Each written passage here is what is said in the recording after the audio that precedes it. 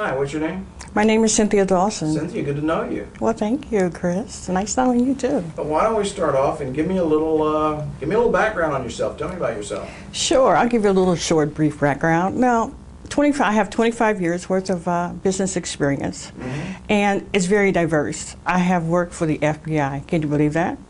The FBI? Yes, I have. Okay. Okay. In fact, I can't even talk about that part of it. Okay. It's still, have to kill me. Yeah, absolutely, I will. Sure.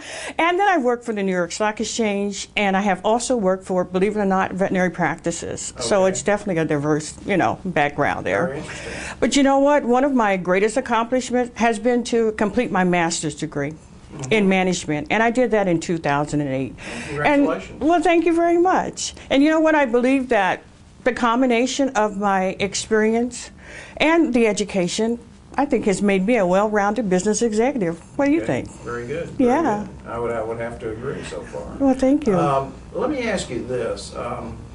What attributes, what would you say you have? What attributes do you have which have set you apart from maybe some of your colleagues or in the business arena? Well, I would have to say I am definitely a no-nonsense person, and that's how I deal with business processes. I am energetic, creative, and a visionary.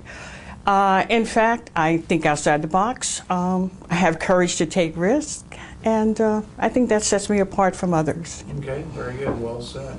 If I ask you, you mentioned you had the accomplishment of getting the master's degree. In your career thus far, right. Talk to me about maybe a success that comes to mind or something that you could hang your hat on that you're proud of. Well, actually, the success story that I have many of them, but I think this one, even though I didn't have a master's at the time, is important because I think it shows me as being a valuable employee. I actually took a position as a car salesperson with no experience. And part of that position is, is going up to the general manager and working out the deal and going back to the desk and talking to the customer. And for some reason, I did not like that process because I felt the more face time I had with that customer, I think the better I could sell that car. So I went to the GM, I said, listen, can I not do that? Just tell me where you want me to be, and I will work out the deal. He said, oh, I'm not so happy about that. So, well, let's just try it. So guess what? The next day, next customer, I started talking and without running back and forth. And what I realized, I was building a relationship. And within 5 minutes, they knew they could trust me and that I could sell that car. And that's how it became valuable.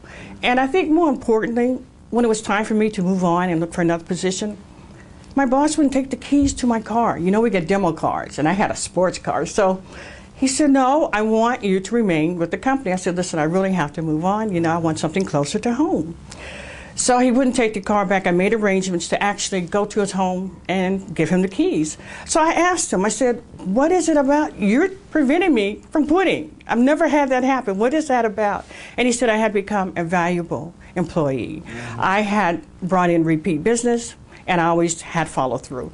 So he says, I really don't want to lose you. So to me, that's being successful. When you have a boss who doesn't want you to quit, hey. Won't let you quit. That's right. That's right. I mean, I had his car, and I took it home. Let me ask you a sort of almost a philosophical question. What sort of advice would you give businesses today and other enterprises in terms of attracting leadership? What should they be looking for?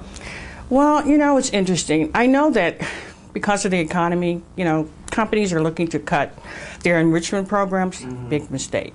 Because I do believe that having your programs in place to help your employees, to build them and to become loyal. I think you need to focus on, making sure that you have things in place for recognition, enrichment programs, diversity programs, because it's critical in building that loyalty for their employee. And I also believe that, I think companies forget. They forget that in order to remain successful, they should definitely offer exceptional customer service.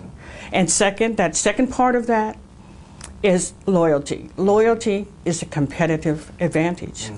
So I think those are things that they should think about. Very good. So let me say, in the time that I've known you, I find you to be one of the most charming and capable people I've met in quite some time. Well, thank you, I Chris. think any company would be lucky to have you on their team. Thank you very much. And thanks for spending some time with me. Thank you. Okay.